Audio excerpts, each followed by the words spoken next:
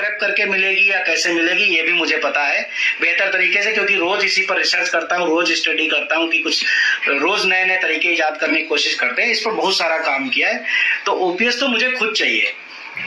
दूसरी बात कि अनिल कुमार सिंह जी नमस्कार, तो आप केंद्रीय विद्यालय से हैं अनिल कुमार जी, बड़ा अच्छा लगा कि आप जुड़े हैं इस पर हमारे प्लेटफॉर्म पर।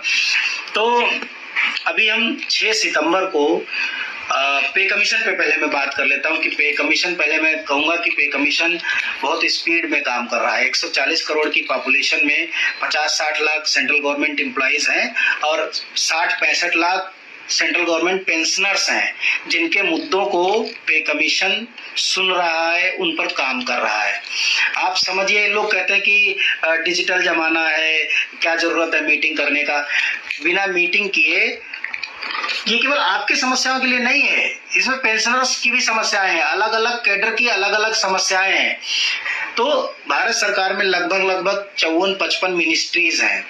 हर मिनिस्ट्री में 20-30 डिपार्टमेंट है, मतलब बहुत सारे डिपार्टमेंट्स हैं हमारे, और हर डिपार्टमेंट में कई कैटेगरी के नौकरी करने वाले लोग हैं। मतलब लेवल 1 से लेकर के लेवल 18 तक के कर्मचारी हैं, जिनके अलग अलग पदनाम हैं, और हर पदनाम के साथ यानी हर कैडर के साथ अलग अलग तरह की समस्याएं हैं।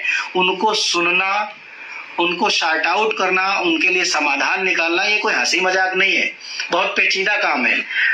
8-10 टीम्स होंगी जो पे कमीशन के तहत जो अलग अलग कैडर को कैटर कर रही होंगी, उनको देख रही होंगी, तब जाकर के वो फिर एक रिपोर्ट बनाएंगे।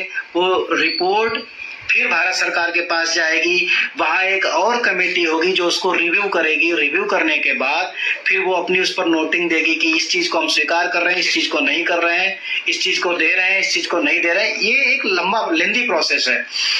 तो हमने चूंकि उस चीज को नजदीक से देखा है, 2-3 बार हमारी खुद मुलाकात हुई पे कमीशन के साथ, कुछ ऑफिसर्स के साथ भी मुलाकात हुई, बातचीत हुई, तो उससे चीजों की जटिलता समझ में आती है।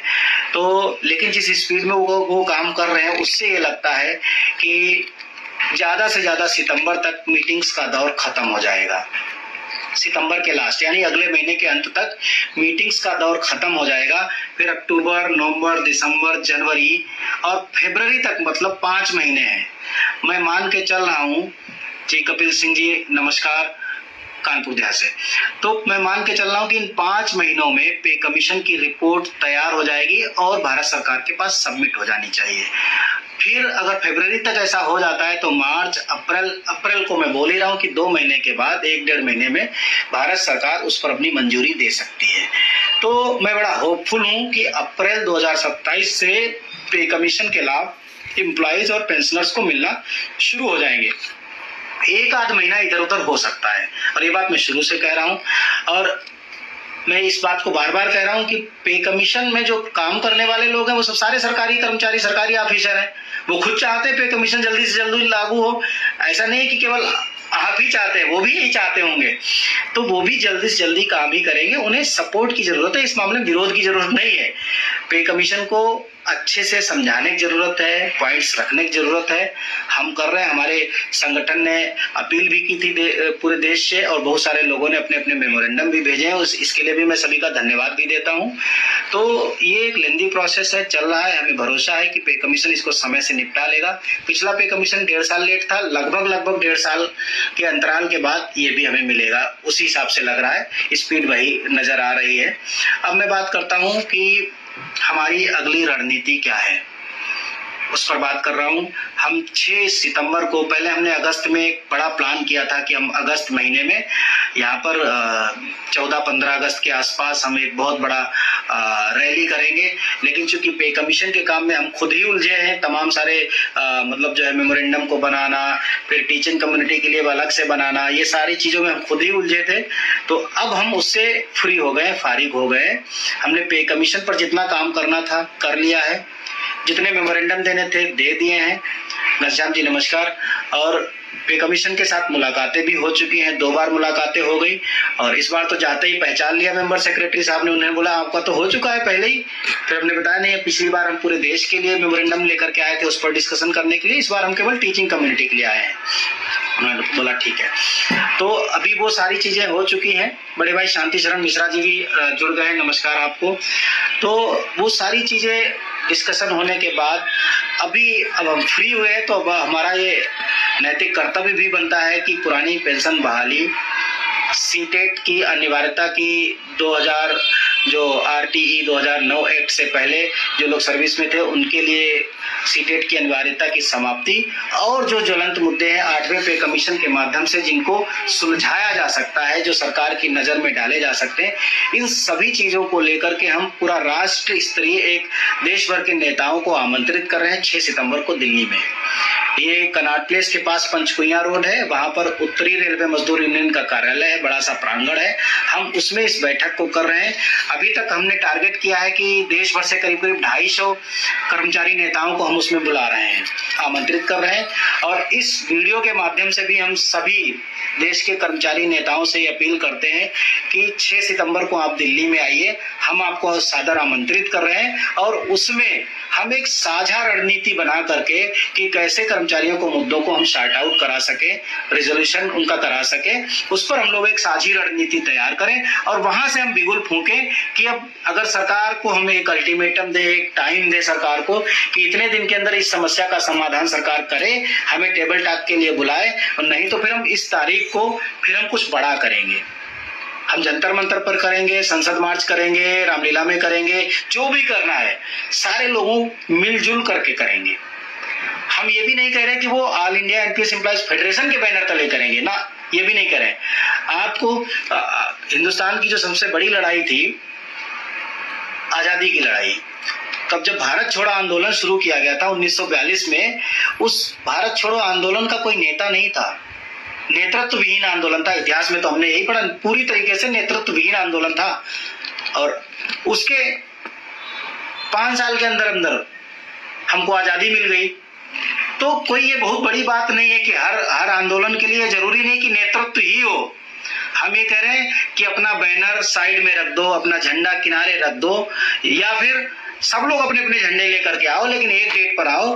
वहां कोई एक सुप्रीम अथॉरिटी नहीं होगा, एक सुप्रीम लीडर नहीं होगा, वहां कोई एक सुप्रीम बैनर नहीं होगा, और फिर अपने हक के लिए आवाज उठाओ। हम इस बात पर चर्चा करने के लिए, विचार विमर्श करने के लिए 6 सितंबर को देश भर के सभी 6 सितंबर को दिल्ली आइए, क्योंकि ये संभव नहीं है हम सभी को लेटर भेज पाए। जितने लोगों से संपर्क हो पा रहा है हम उनको आमंत्रण पत्र भेज रहे हैं, और जिनसे संपर्क नहीं हो पा रहा है हमने अलग अलग लोगों को जिम्मेदारी दी है कि वो अपने अपने स्टेट्स में कम्युनिकेट करें, और सारे लोग मिल करके एक बार सभी संगठन के बैनर, ये सब जितनी भी हर्डल्स हैं इनको हटा करके एकजुट होकर के दिल्ली में एक बड़ा आंदोलन करें, ताकि हम सफलता हासिल कर सके। नहीं तो ये रोज रोज लड़ाई, फिर कोई आंदोलन के रास्ते कोई राज्यसभा ढूंढने लगेगा, कोई लोकसभा ढूंढने लगेगा, कोई MLC ढूंढने लग जाएगा, कोई MLA ढूंढने लग जाएगा। ये सब जब बटेंगे ना, तो फिर बटोगे तो फिर आप जान ही रहे हो फिर क्या होगा।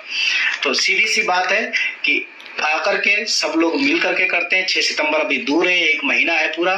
आप कहीं से भी हिंदुस्तान के किसी भी कोने से अगर आप लीडर हैं तो आ सकते हैं, तो आप आइए, और जो लीडर नहीं भी हैं तो पर्सनल्स को भी बुला रहे हैं, जो भी आना चाहें वो आए इस सम्मेलन में और अपनी बात को रखें। सभी को अपनी बात रखने का मौका दिया जाएगा, तो हम कुछ बड़ा कर पाएंगे, और पूरे देश के कर्मचारियों के लिए, पेंशनर्स के लिए वास्तव में सच्चे मन से कोई काम कर पाएंगे।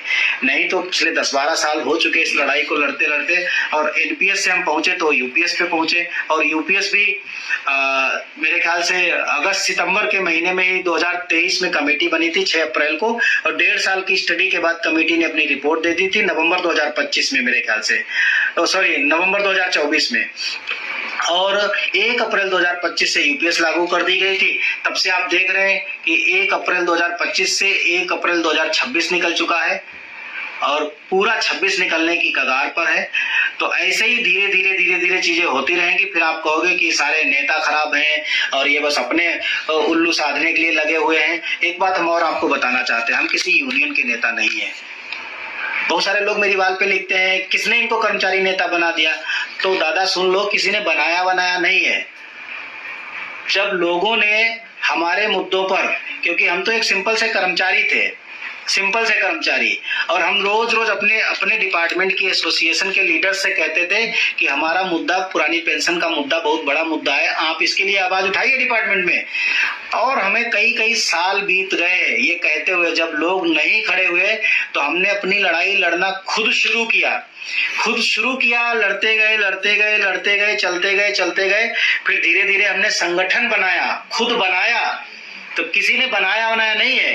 तो ये जो अनाप शनाप जो लोग लिखते रहते हैं, तो उनकी मैं तो सोचता हूँ कम से कम अपनी समझ तो ठीक कर लो खराब अनाप शनाप लिखने से पहले। तो हमने खुद को गलाया है, खुद को जलाया है, खुद को तपाया है, तब हमने जाकर के पूरे देश में एक संगठन खड़ा किया है। और संगठन इसलिए नहीं खड़ा किया है कि आपकी केवल आलोचनाओं के लिए, संगठन इसलिए खड़ा किया है क्योंकि हमारे भाइयों की जरूरत थी, क्योंकि हम लोगों की लड़ाई कोई लड़ नहीं रहा था। हम तो आज कह रहे हैं, हम तो कल भी जेसीएम के लीडर से सेक्रेटरी साहब से मिलकर के आए, परसों हमने कल हमने उनके साथ मुलाकात की, बैठक की। हमने अपने मुद्दों पर उनसे कहा कि जेसीएम की जिम्मेदारी है कि अगर कोई कर्मचारी जिसने यूपीएस को ऑप्ट कर लिया और वो रिटायर हो गया, फिर उसे ना तो एनपीएस से पेंशन मिल रही, ना उसे यूपीएस से पेंशन मिल रही है, ये मुद्दा उठाने की जिम्मेदारी आपकी, क्योंकि आप भारत सरकार के साथ वार्ता के क्रम में हैं। आप वो प्लेटफॉर्म है जिससे सरकार बिना आंदोलन के बात करती है। हम लोगों से तो आंदोलन करने के बाद भी बात नहीं करती सरकार। लेकिन जेसीएम को भारत सरकार ने बनाया ही इसीलिए है कि अगर कोई मुद्दा है तो उसके साथ वो कम्युनिकेट करे, वार्ता करे। और किसी मुद्दे पर अगर नहीं बनती है तो जेसीएम को ये पावर है कि वो आर्बिट्रेशन में जा सकता है। जेसीएम के ऊपर भी एक बॉडी होती है जिसको जेसीए कहते हैं, तो वो आर्बिट्रेशन में जाने का भी एक होता है। उस आर्बिट्रेशन में क्या होता है कि सुप्रीम कोर्ट का कोई रिटायर्ड जस्टिस उनके मुद्दों के साथ बातचीत करता है जेसीएम के साथ, वो वहां से सॉर्ट आउट होती हैं। मतलब जेसीएम एक बहुत मजबूत बॉडी है, उसको वो कोई ऐरा गैरा नत्थु खैरा बॉडी नहीं है। 1961 से बना हुआ चार्टर है, बहुत मजबूत है, संवैधानिक समझ लीजिए इसको। तो हमारे वो नेता हैं एक तरीके से, भले ही हमारी उनके साथ ट्यूनिंग बनती हो या ना बनती हो वो अलग मुद्दा है, लेकिन वो देश के चुने हुए, डिपार्टमेंट से चुने हुए, ऊपर तक एक सिस्टम से फिल्टर होकर के जाते हैं और भारत सरकार के कैबिनेट सेक्रेटरी उनकी अध्यक्षता करते हैं उनके प्लेटफॉर्म की। तो हम तो आंदोलन करेंगे तब सरकार सुनेगी, एक बार नहीं 20 बार करेंगे तब जाकर के कहीं सुनती है। लेकिन अगर वो केवल पत्र लिखते हैं तो भी सरकार उनसे मिलती है, बात करती है। तो हमारा ये धर्म था, हमने उनके साथ कल मुलाकात की और उनके साथ इस प्रॉब्लम को रखा कि हमने कहा कि जब सरकार ने ये बदलाव कर दिया है तो आप ही बताइए कि वॉलंटरी रिटायरमेंट के दिन से पेंशन क्यों नहीं है?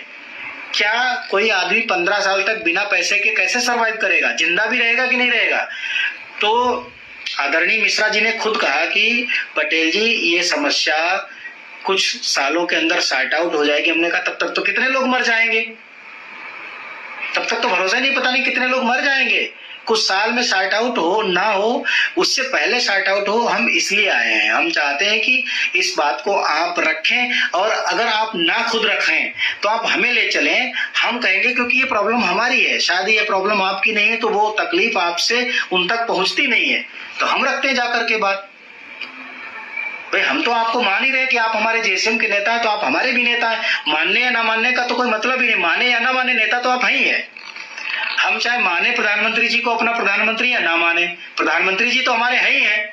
उसमें ना मानने से ऐसा तो हो नहीं जाएगा कि वो हमारे प्रधानमंत्री नहीं है, भले हम किसी पार्टी को पसंद करते हो। तो ये एक बिल्कुल वैसी ही बात है।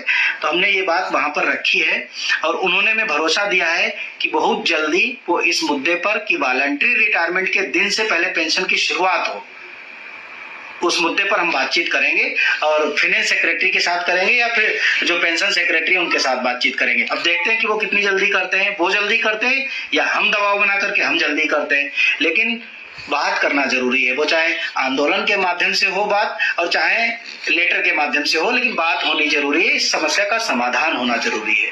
आज मैं इन्हीं सब बातों के लिए आपके बीच में आया था और अब मैं केवल आप लोगों के अगर कोई क्वेश्चन, कोई क्वेरी है तो भानु प्रताप जी जो आप कह रहे हैं, कह देना बहुत आसान होता है, कुछ भी कह देना बहुत आसान होता है।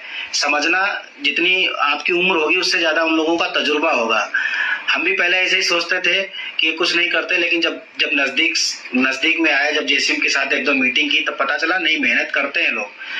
हर कोई आदमी कितना अच्छा, हमारे मोदी जी चाहे कितना अच्छा काम कर लें, फिर भी लोग आलोचना करेंगे जिनको आलोचना करनी है। राहुल गांधी कितने अच्छे हो जाएं, कुछ लोग राहुल गांधी को भी खराब ही कहेंगे, कुछ लोग बढ़िया भी कहेंगे, ये सबके साथ है।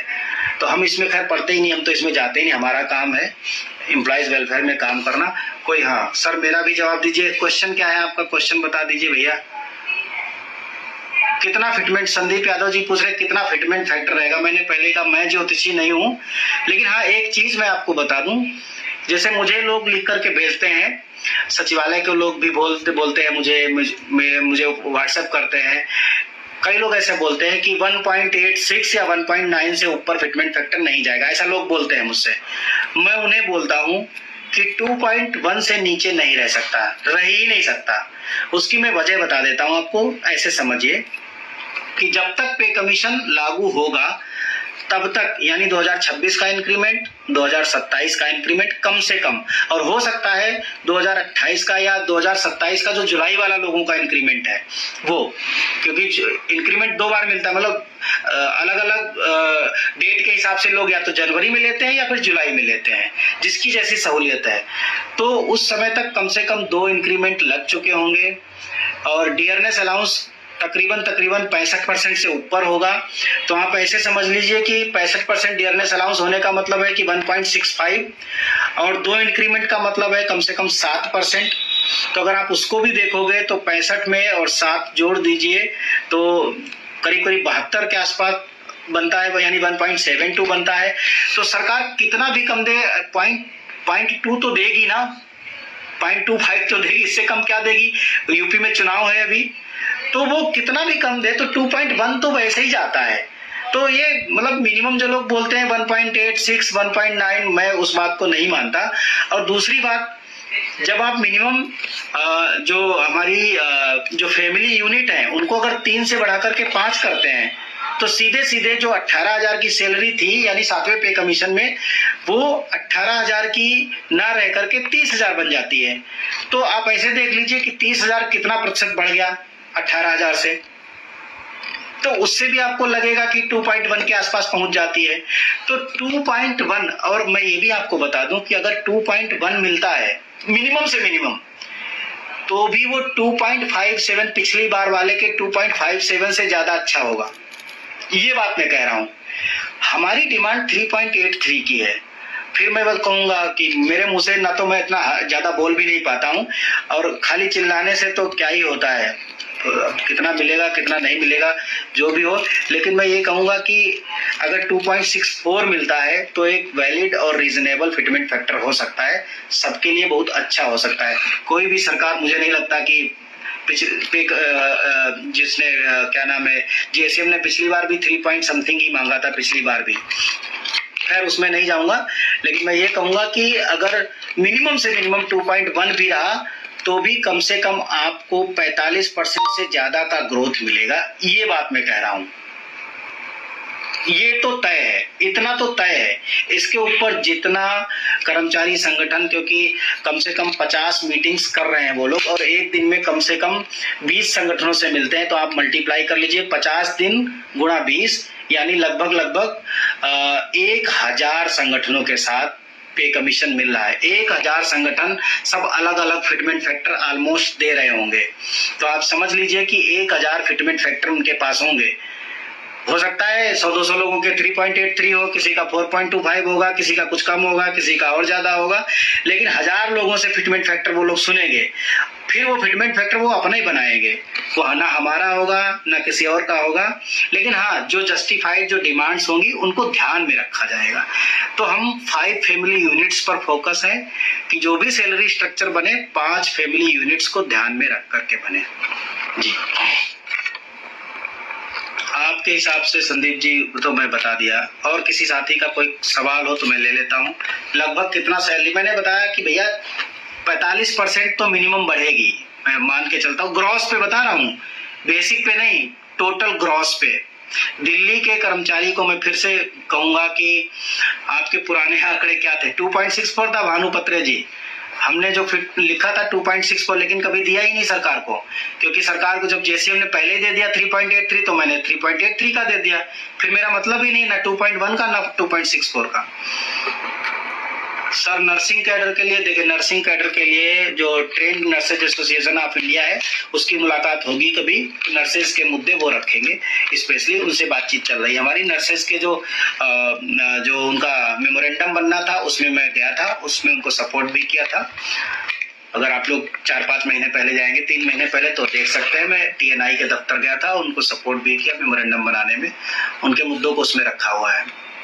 पैरामिलिट्री के लिए क्या बोले सर? देखो पैरामिलिट्री है और हमारे लिए वो एक बार बार हम उसी बात को बोलते हैं, वॉलंटरी रिटायरमेंट के दिन से पेंशन, उसको बार बार बोलते हैं, और कर्मचारी अंशदान की ब्याज सहित वापसी, ये हर बार बोलते हैं। बड़े भाई शैलेश जी भी, डॉक्टर साहब शैलेश जी भी दिखे, आपको भी नमस्कार। अगर ग्रॉस 70 है तो कितना? ग्रॉस 70 है, 40% बढ़ा लो, 28,000 और बढ़ा लो इसका, मोटा मोटा, मतलब मैं तो मिनिमम की बात कर रहा हूँ। HRA, हाँ भट्ट जी, हरित भट्ट जी पूछ रहे हैं HRA। देखो भैया, हमने ये कहा है कि HRA के केस में 3 कैटेगरी बिल्कुल नाइंसाफी वाली बात है। 3 कैटेगरी सिटीज की होनी नहीं चाहिए, केवल 2 कैटेगरीज हों, और अगर 3 होती हैं तो तीनों में बहुत ज्यादा अंतर की जरूरत नहीं है। लेकिन हमने जो रखा है सबसे छोटे शहर के लिए, उसमें रखा है 12%, फिर 24% और फिर 36%। मेगा सिटीज के लिए 36%, इससे कम HRA ना रहे, ये हमारी डिमांड है उसमें। विश्व विजय विद्रोही जी, क्या OPS मिल पाएगी? देखो भैया, OPS तो मिलके रहेगी, लेकिन OPS के नाम से मिले ऐसा संभावना बहुत कम है। NPS हो या UPS हो, उसमें वो सारे प्रावधान हो जाएंगे जो OPS के प्रावधान थे। मैं मान के चलता हूँ 90 से 100% के बीच में हो जाएंगे। 2-4% की एनोमली रह सकती है, वो कोई बड़ा केस नहीं रहेगा। कौन सा सुधार आएगा? वॉलंटरी रिटायरमेंट पे के दिन से पेंशन। हाँ आशुतोष ओझा जी, मुझे आपका स्टेटमेंट मिल गया है। आप जो बात कह रहे हैं ब्यूरोक्रेट्स भी समझते हैं, पढ़े लिखे लर्नेड इंटेलेक्चुअल लोग होते हैं। उत्तर प्रदेश के अध्यापक, देखिए यूपी की बात अंकुर त्रिपाठी विमुख जी और अमित पांडे जी ने रखी है परसों पे कमीशन के मतलब जो है सामने डिस्कशन में। Transport allowance, transport Vivek Singh ji का क्वेश्चन है। ट्रांसपोर्ट अलाउंस हमने 4 कैटेगरी दी है अभी तक। क्या था? 1800 plus DA, 3600 plus DA, 5400 plus DA, 7200 plus DA, ये कैटेगरी चलती थी। हमने जो इसमें रखा है वो ये कहा है कि मिनिमम 9,000 रुपीज एक कर्मचारी को अपने ट्रांसपोर्ट अलाउंस पर खत्म खर्च करने पड़ते हैं, मिनिमम 9,000 रुपए। तो हम 9,000 प्लस डियरनेस अलाउंस की बात करते हैं। मिनिमम ट्रांसपोर्ट अलाउंस की एक कर्मचारी को दिया जाना चाहिए, जो कि लेवल 1 से लेकर के लेवल 5 तक के बीच में आता है। लेवल 6 से लेकर के जो लेवल 8-9 तक जाता है, वहां पर हमने डिमांड की है 12,000 प्लस डियरनेस अलाउंस, फिर उसके बाद 15,000 प्लस डियरनेस अलाउंस, फिर उसके बाद 18,000 प्लस डियरनेस अलाउंस। इस तरह से हमने कैटेगराइजेशन किया है।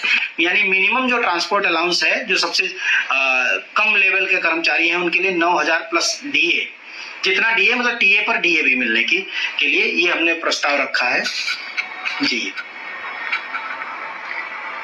OPS UPS 20 साल में फुल पेंशन, ये थोड़ा अभी मुश्किल है, लेकिन पहले वॉलंटरी रिटायरमेंट पर पेंशन मिल जाए, पहले वो लड़ाई है, और उसके बाद 20 साल वाला। क्योंकि बहुत सारे स्टेट्स में क्या है, कहीं 25 साल में ही है, कहीं 28 साल में है, कहीं 33 साल में है 50%, तो वो एक थोड़ा सा टेक्निकल मामला है। 8 CPC कब लागू? अप्रैल 27 के आसपास मुझे लगता है, अनाउंस नहीं कर रहा हूँ, मतलब मुझे ऐसा लगता है कि अप्रैल के आसपास लागू हो जाएगा। और कोई सवाल हो तो मैं ले लूँ। ग्रेच्युटी और लीव इनकेशमेंट, EL के लिए मैंने 300 इनकेशमेंट बढ़ा करके 400 की जाए, और उसमें मैंने ये कहा है कि टीचर्स को भी 30 EL हर साल मिलनी चाहिए, और जो 10 EL इनकेशमेंट करा सकते थे जब हम LTC लेते थे, 10 EL का इनकेशमेंट बढ़ा करके उसको 30 EL किया जाए एक बार में, ये हमारी डिमांड है उसमें जी। अनिल जी, NCR का HRA एक रेट 30% हो, बिल्कुल ये बात मैंने रखी है अनिल जी, कि दिल्ली पूरे NCR 250 किलोमीटर तक, क्योंकि ज्यादा डिफरेंस ही नहीं है कहीं, तो ये पहले से ही रखी हुई डिमांड है। TA के अनुरूप रनिंग माइलेज रनिंग स्टाफ में होता है, हमारे यहाँ नहीं होता, हर जगह नहीं, वो कॉमन नहीं है, वो specific grade, specific cadre, specific मुद्दा है। मिनिमम कितना वेतन होगा? ये बड़ा जटिल सवाल है। मैंने एक इसमें बड़ा पहले जब मैं 30 अप्रैल को पे कमीशन के सामने था तब मैंने एक बात रखी थी कि पे कमीशन को इस बात पर ध्यान देना चाहिए कि जो छोटे कर्मचारी हैं, लेवल 1 से लेवल 5 तक के कर्मचारी हैं, उनके साथ ज़्यादा बड़ा अन्याय हो रहा है। इसलिए जब भी फिटमेंट फैक्टर बनाया जाए तो भले ही उस फिटमेंट फैक्टर को ऐसा किया जाए कि अलग अलग बैंड का अलग अलग फिटमेंट फैक्टर बनाया जाए, और सबसे जो छोटा बैंड है लेवल 1 से लेकर के 5 तक, उस बैंड को सबसे बड़ा फिटमेंट फैक्टर दिया जाए। सपोज दैट हमने ये कहा कि लेवल 1 से लेकर के लेवल 5 तक के कर्मचारियों को फिटमेंट फैक्टर लागू किया जाएगा 3.83, फिर लेवल 6 से लेकर के लेवल 8 तक के कर्मचारियों को लागू किया जाएगा 3.68, फिर उसके ऊपर उससे थोड़ा कम उसके, क्योंकि पिछली बार क्या हुआ कि ऐसा हमेशा होता आया है कि सबसे बड़े कर्मचारी को सबसे ज्यादा लाभ, और उसमें छोटा पिसता ही जा रहा है। उसके पास हालत यह है कि आज दिल्ली में मतलब जो 10 साल की नौकरी करने के बाद जो 18,000 रुपए की सैलरी पे नौकरी शुरू किया था, वो 10 साल की नौकरी के बाद 36,000 सैलरी मिलती है उसको। सोचिए जरा, ये बात हमने कल भी रखी, परसों हमने रखी कि हमने तो जब टीए डीए का जब इंक्रीमेंट और डियरनेस अलाउंस की जब पीपीटी खोली तो हमने उनको बताया कि सर देखिए, जो 18,000 10 साल पहले जिसने 18,000 पे नौकरी शुरू की थी वो आज 36,000 रुपए ग्रॉस सैलरी ले रहा है। अब आप बताइए, 10 साल में दोगुनी भी नहीं पहुंच पाया। हमारा जो मॉडल है वो 7 साल में दोगुनी से ज्यादा पहुंचने का मॉडल है। अजय कुमार यादव जी, नैनीताल से आपका भी स्वागत है, नमस्कार। UTGIS का अमाउंट 1 करोड़। देखिए ये मैंने एक तो इसमें दो चीजें हैं, एक जो ग्रुप इंश्योरेंस स्कीम है GIS या जिसे हम UTGIS कहते हैं, उसमें 30 रुपए कटते हैं जिस एम्प्लॉय के उसके साथ कुछ हादसा हो जाए तो 30,000 मिलता है, 60 रुपए कटते हैं तो 60,000, और 120 रुपए जिसके कटते हैं उसको 1,20,000। तो उसमें तो बहुत दिन से हम इस लड़ाई को मतलब जो है लड़ रहे हैं, और मुझे काफी समय हो गया इस पर सरकार को ये प्रस्ताव देते हुए कि कम से कम 1 करोड़ रुपए का बीमा हर कर्मचारी का होना ही चाहिए।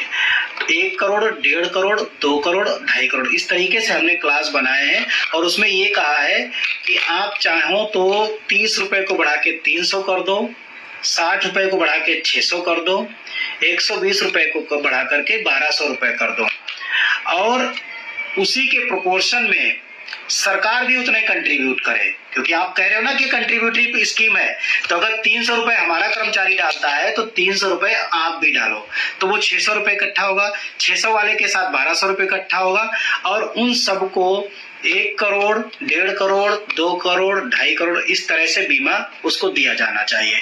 अगर किसी के साथ कोई हादसा नहीं होता है, रिटायरमेंट हो जाता है, तो सरकार अपना हिस्सा ले ले और कर्मचारी वाला हिस्सा कर्मचारी को दे दे, खत्म बात। हम आपका पैसा मांग ही नहीं रहे, हमें एक बड़ा इंश्योरेंस स्कीम मिल जाएगी, ये हमारी डिमांड है।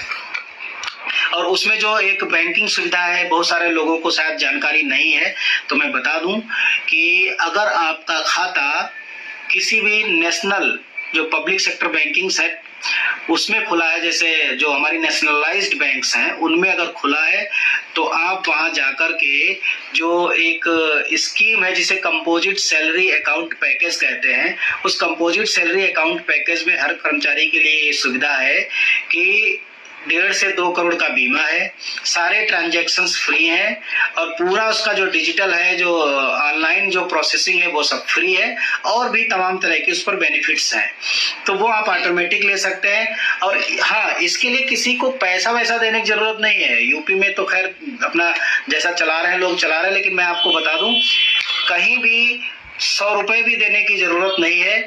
जो अनहोनी के केस में जो बीमा है वो 1.5 करोड़ का, और हवाई दुर्घटना में बीमा 2 करोड़ का सरकारी बैंकों ने ऑलरेडी आपको दे रखा है, बशर्ते आपको वो फॉर्म भरना है, उसका कोई चार्ज नहीं है, केवल बैंक को जाकर के बताना है कि मुझे कंपोजिट सैलरी अकाउंट पैकेज का लाभ दीजिए, बस उस पर वो एक्टिवेट हो जाएगा।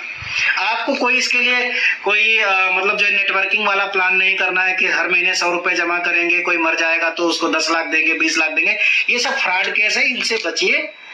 मैं अपने खास करके दिल्ली के कर्मचारियों से कहूंगा, शिक्षकों से कहूंगा, इन चीजों से दूर रहिए। चिटफंड के किसी भी तरह के घोटाले से आप अपने आप को अलग रखिए। हम इसीलिए कभी सदस्यता शुल्क नहीं लेते हैं। अगर आपको याद हो, हम पिछले 12 साल से एक्टिविज्म कर रहे हैं, 12 साल से संगठन चला रहे हैं, लेकिन हमने आज तक सदस्यता के नाम पर 5 पैसे नहीं लिए। चिल्ड्रन एजुकेशन अलाउंस के बारे में सुशांत बेहर जी का क्वेश्चन है। देखिए उसमें अभी तक क्या है कि मेरे ख्याल से पहले था 2260 रुपए या ऐसे करके, अभी पहले मतलब जो है 54,000 या 57,000 रुपए मिलता था एक बच्चे पर, और 2 बच्चे पर उसका दुगना। अभी हमने जो डिमांड की है वो 7,000 रुपए महीना चिल्ड्रन एजुकेशन अलाउंस की दर से हमने डिमांड की है, और अप टू +4 मतलब 12वीं के बाद 4 साल और। एनईपी की पॉलिसी के अकॉर्डिंग जैसे हमने कहा है कि अभी तक तो जो सिस्टम था 10+2+3 का जो था सिस्टम, वो अब चेंज होकर के 5, 3, 4+4, क्योंकि 4 साल की भी डिग्री इंट्रोड्यूस कर दी गई। तो हमने उसमें ये कहा है कि 12वीं के बाद 4 साल तक, और चाहे वो पीजी का कोर्स हो, चाहे वो ग्रेजुएशन का कोर्स हो, चाहे वो डिप्लोमा का कोर्स हो, कोई भी कोर्स हो, अगले 4 साल तक चिल्ड्रन एजुकेशन अलाउंस दिया जाना चाहिए। तो वो 7,000 रुपए पर महीने के हिसाब से हमने डिमांड की है जी, 2 बच्चों के लिए, मतलब 14,000 रुपए महीना। उसमें ट्रांसपोर्टेशन भी शामिल है जी। पब्लिक सेक्टर बैंकिंग्स की बात कर रहा हूँ मैं जी। प्रवीण भादे जी, मैं आपके सवाल का जवाब दे चुका हूँ। जब भी आएगा पहले वॉलंटरी रिटायरमेंट के दिन से पेंशन की शुरुआत वाला आएगा। Which are national institute of importance, आपका क्या है क्वेश्चन?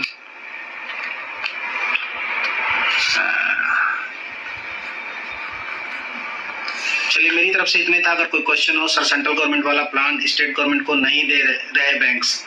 अच्छा, वो सेंट्रल गवर्नमेंट का प्लान तो आप लोग मिलकर के दबाव बना करके अपनी सरकार से कह सकते हैं। मेरे ख्याल से यूपी में तो देना शुरू कर दिया है, लेकिन सेंट्रल और यूनियन टेरिटरीज में तो है ये। वो बैंक्स के साथ भारत सरकार का टाई अप है, वो बीमा देते हैं बैंक। अब्दुल हमीद डार जी, 6 सितंबर को आइए और बताइए कि ओपीएस का लड़ाई कैसे लड़ेंगे। महाराष्ट्र सरकार अनुकंपा का डिसीजन नहीं ले रही है, पंकज वानखेड़े साहब। स्टेट टू स्टेट बहुत सारी प्रॉब्लम्स ऐसी हैं। Hard work risk allowance, railway specific, cadre specific हो गया। यूपी के बेसिक प्राइमरी स्कूल में 11 वर्षों से कोई प्रमोशन का इशू है, और उसके लिए बात रखी गई है। अब देखते हैं कि क्या होता है। और जगहों से भी हम इन बातों को रखवाएंगे। अभी चंडीगढ़ में जब हमारी संस्था मिलेगी तो वहां से भी इन बातों को रखेंगे। कोशिश करेंगे कि कर्मचारियों के ज़्यादा से ज़्यादा मुद्दे जो है रिजॉल्व हो जाए। सबसे बड़ी समस्या जिससे हम खुद जूझ रहे हैं, जिसको लोग इतनी मतलब बेचैनी के साथ बताते हैं कि जैसे केवल उन्हीं को, हमें उससे ज़्यादा ज़रूरत है। हम भी चाहते हैं, 18 साल हो गया हमें गवर्नमेंट सिस्टम में, हम भी चाहते हैं कि 2 साल के बाद हम भी टाटा बाय बाय करें, बहुत हो गया। तो हम भी चाहते हैं कि वॉलंटरी रिटायरमेंट के दिन से पेंशन मिल जाए, ओपीएस मिल जाए। तो ओपीएस की लड़ाई लड़ने वाले ओपीएस लेकर के भाग गए, अपना चुनाव लड़ने लगे। रोज बढ़िया सदस्यता शुल्क चल रहा है उनका, और आप कह रहे हैं ये हो जाए वो हो जाए। दिल्ली आइए 6 सितंबर को, जितने लोग आ सकते हैं अपने अपने सुझाव रखिए, लड़ते हैं हम लोग। थैंक यू सो मच, आप सारे साथियों ने बहुत समय दिया, तो ध्यान से सुना, शेयर भी किया। मैं देख रहा हूँ अभी भी 150 के आसपास लोग जुड़े हुए हैं। बहुत बहुत धन्यवाद आप सभी साथियों का। जय हिंद, जय भारत, एक भारत श्रेष्ठ भारत। हम सब लोग मिलकर के भारत को बेहतर बनाएं, काम भी बढ़िया करें, टीचिंग वाले टीचिंग भी बढ़िया करें, बाकी दूसरे जो लोग जिस ड्यूटी में लगे हैं उस ड्यूटी में भी अच्छा काम करें। पूरे हमारे अपने देश को स्वर्ग सा सुंदर सा बनाने की कोशिश में रहें, और अपने अधिकारों के लिए भी जागरूक रहें, उसके लिए भी लड़ाई करते रहें। Thank you so much.